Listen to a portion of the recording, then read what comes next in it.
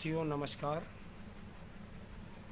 आज एक बहुत महत्वपूर्ण मुद्दे पर आप लोगों के बीच आया हूं और मैं आज अपने फेसबुक पेज से पहली बार लाइव आ रहा हूं। तो जो साथी जुड़ेंगे उन सभी साथियों का बहुत बहुत धन्यवाद। मुद्दा बहुत महत्वपूर्ण है कि भारत सरकार ने आज किसानों के साथ सबसे भद्दा मजाक किया है। कहती है किसानों की आय दुगनी करूंगी और दुगनी के बजाय आज डीएपी का जो डाई बोलते हैं गांव के अंदर, उसके खाद के कट्टे का 1200 रुपये से रेट बढ़ाकर 1900 रुपये कर दिया गया है। ये किसानों के साथ बहुत बड़ा धोखा किया है भारत सरकार ने। इसके लिए भारत के प्रत्येक नागरिक को इसका विरोध करना है। मेरी तबीयत खराब थी, आज मैं गाजीपुर बॉर्डर नहीं पहुंच पाया, उसके लिए मैं आप लोगों से क्षमा चाहूँगा। लेकिन मैं आप लोगों को बताना चाहता हूं कि सरकार लॉकडाउन के नाम पर जो लोगों के साथ मजाक कर रही है, क्या कोरोना चुनाव वाले राज्य में नहीं जाएगा? और अगर कोरोना चुनाव वाले राज्य में नहीं जाता है तो भारत सरकार को तुरंत मध्यावधि चुनाव कराने चाहिए, ताकि पूरे भारत के अंदर चुनाव होगा और भारत के अंदर से कोरोना चला जाएगा। इसलिए आप लोग अपने आंदोलन पर नज़र बना करके रखें, क्योंकि ये आंदोलन अब एक किसानों का आंदोलन नहीं बचा है। ये आंदोलन जन आंदोलन बन चुका है और इस आंदोलन के माध्यम से भारत को आज़ाद कराना है, क्योंकि भारत सरकार बंधक बन चुकी है कॉरपोरेट घराने के, और कॉरपोरेट घराने का बंधक बनकर भारत सरकार पूरे भारत को बेच रही है। वरना सरकार बताए डीजल डबल, पेट्रोल डबल, खाद डबल और फसल के दाम आधे, तो कैसे किसान की आय दोगुनी करेगी? उसका कोई फार्मूला सरकार के पास नहीं है। सरकार सिर्फ बेवकूफ़ बना रही है देश की जनता को, और इसमें देश के प्रत्येक नागरिक को इसमें साथ आना पड़ेगा। और माननीय राकेश टिकैत जी के दिए हुए तीनों शब्द आप लोगों को याद रखने पड़ेंगे। सेना का टैंक, किसान का ट्रैक्टर और नौजवानों के लिए ट्विटर। आप सब लोगों को ट्विटर पर आना पड़ेगा और ट्विटर पर लड़ना पड़ेगा इनके लिए, क्योंकि किसानों के पास आईटी सेल नहीं होती है, और जितने पढ़े लिखे युवा वर्ग है उनको इनका आईटी सेल बनना पड़ेगा, क्योंकि ट्विटर से सरकार घबराती है। उसका उदाहरण आपने देखा होगा, एक विदेशी महिला ने एक ट्वीट किया था और भारत सरकार बिलबिला गई थी, जैसे नाली में कीड़े होते हैं और आपने कोई दवाई छिड़क दी हो, ये होता है। तो साथियों, आपको आंदोलन पर भी नज़र रखनी पड़ेगी, अपनी खेती भी करनी पड़ेगी, और जो एससी, एसटी, ओबीसी, माइनॉरिटी सबको लगना पड़ेगा साथ में, वरना अकेले अकेले मारे जाओगे। क्योंकि जब सरकारी संस्थान ही नहीं बचेंगे तो आपके आरक्षण कहाँ से होगा? ना आरक्षण होगा, ना कोई नौकरी होगी, और आप एक मजदूर बन कर के रह जाएंगे। और सरकार की नीति है कि देश की 85% जनता को इतना कमज़ोर कर दो, इतना कमज़ोर कर दो कि वो सिर्फ रोटी के लिए लड़े, बाकी उसे कोई याद नहीं रहे। क्योंकि आपने देखा होगा, ये पुरानी पिक्चर देख लो अगर आपने नहीं देखा होगा अभी तक, उसमें एक जिम्मेदार पूरे क्षेत्र को बंधुआ मजदूर बना के रखता है और सरकार देश की जनता को बंधुआ मजदूर बना के रखना चाहती है, रोटी को ताले में बंद रखना चाहती है और भूख के हिसाब से बेचना चाहती है, इंसान की भूख को बेचना चाहती है ये भारत सरकार।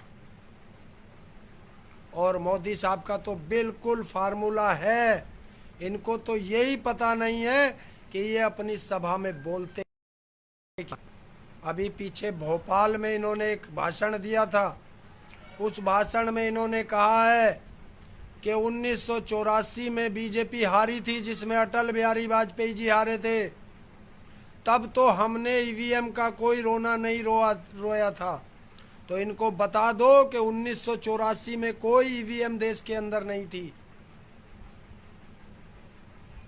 तो साथियों ये ईवीएम है, क्योंकि ये भारत सरकार, बीजेपी सरकार, मोदी सरकार, इसकी जान ईवीएम बसती है। तो पूरे भारत के अंदर अब एक आंदोलन ये भी चलेगा कि ईवीएम हटाओ, देश बचाओ। और जितनी राजनीतिक पार्टियां हैं इनको बढ़ चढ़ के इसमें हिस्सा लेना चाहिए, क्योंकि चुनाव ये लड़ते हैं। और जो खाद के कट्टे पर आज इन्होंने 700 रुपए की बढ़ोतरी की है, एकदम 700 रुपए, इसका जवाब उत्तर प्रदेश के जो त्रिस्तरीय पंचायत चुनाव में है, इसमें देश के हर नागरिक को देना पड़ेगा। 5 राज्यों में जो चुनाव चल रहे हैं, 4 में हो चुके हैं, पश्चिम बंगाल बच रहा है। बंगाल की जनता को इसमें जवाब देना पड़ेगा, वरना देश बिक चुका है और आप गुलाम होने के कगार पे खड़े हो। तो साथियों, मैं इसीलिए आज पहली बार इस पेज पे आया हूं, और जो साथी इसमें जुड़ रहे हैं मैं उनसे अनुरोध करूंगा कि इसको शेयर करें और अपने सभी साथियों से अनुरोध करें कि इस पेज के साथ जुड़ें, ताकि इससे जुड़कर हम लोग पूरे भारत के अंदर एक नया मैसेज दे सकें, जनता के साथ जुड़ सकें, जनता को सारी जानकारी देते रहें, ताकि जनता को पता चले कि भारत का किसान आज अपने लिए नहीं, देश के लिए लड़ रहा है। साथियों, हमारे 23-24 जवान नक्सली प्रभावित क्षेत्र में जो शहीद हुए हैं, 30-32 जवान घायल हुए हैं, 15 जवान लापता हैं। और आपने देखा होगा, मैंने एक पोस्ट डाली थी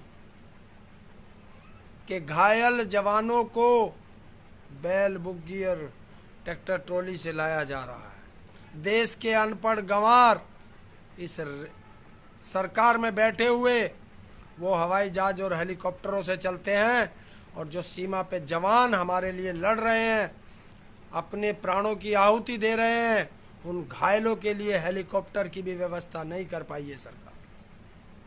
और उनकी हत्या में बीजेपी के लोग पकड़े गए हैं। तो आप देखो, क्योंकि मुझे तो शक होता है कि इनकी भी बलि पुलवामा हमले की तरह भारत सरकार ने चढ़ाई है, क्योंकि प्रशांत किशोर जो 2014 में बीजेपी का रणनीतिकार था चुनाव का, उसने 1 महीना पहले एक इंटरव्यू में कहा है कि बंगाल में 100 सीट से ऊपर बीजेपी तभी जा सकती है जब बीजेपी पैरामिलिट्री फोर्स पे हमला कराए, और वो हमला चुनाव से के बीच में हो चुका है। और पूरा गोदी मीडिया के अंदर ये खबर गायब है। आज भारत सरकार ने 700 रुपये कट्टा उस पे बढ़ाया, डीएपी पे, किसी भी गोदी मीडिया पे ये खबर नहीं है। क्यों? क्योंकि ये सरकार के खिलाफ है, इसका उसके चुनाव पे इफेक्ट पड़ेगा। इसलिए मीडिया को सेटिंग करके उनको बताया जाता है कि आज आपको ये खबर चलानी है, आज आपको ये खबर चलानी है। और पूरी गोदी मीडिया जो तलवे चाटती है सरकार के, किसान आंदोलन को बदनाम करती है और किसान आंदोलन को दिखाती है कि किसान नहीं है बॉर्डर पे, आंदोलन खत्म हो चुका है। तो आपसे अनुरोध है, इस गोदी मीडिया को ना देखें, सोशल मीडिया पे रहें, आप एक दूसरे से जुड़ के। सोशल मीडिया पे आप लोगों की खबर रही हैं, आपके आंदोलन को सोशल मीडिया चला रहा है। तो इसलिए सोशल मीडिया से जुड़ें, अपने आंदोलन को मजबूत और अपने आंदोलन में सहभागिता निभाएं, क्योंकि टिकैत साहब ने अब एक नारा और दिया है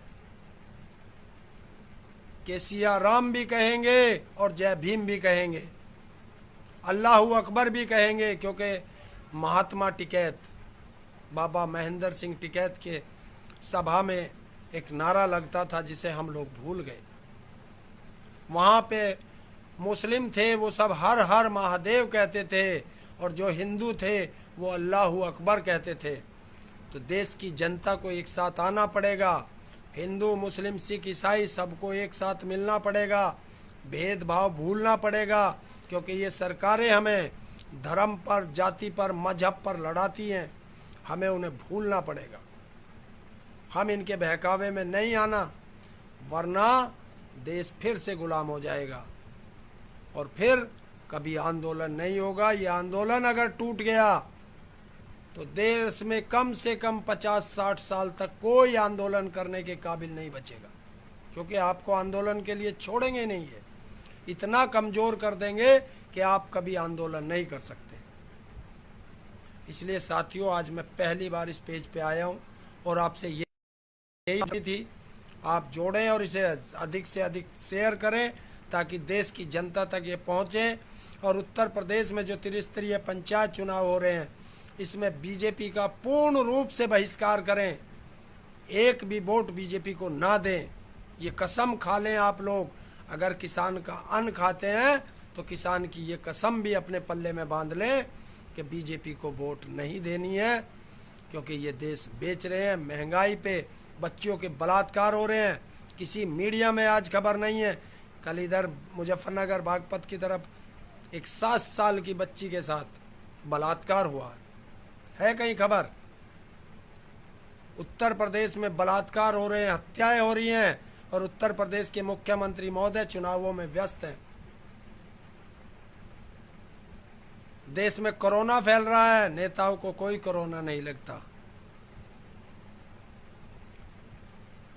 चीन से सेना लड़ेगी, पाकिस्तान से मीडिया लड़ेगी, कोरोना से देश की जनता लड़ेगी और नेता चुनाव लड़ेंगे। ये इन्होंने एक पैक्ट बना रखा है। तो हम लोगों को इनसे सावधान होकर के हर तरीके से मजबूताई से अपने बॉर्डर को मजबूत रखना है, किसानों की साथ कंधे से कंधा मिला के लड़ना है और चलना है।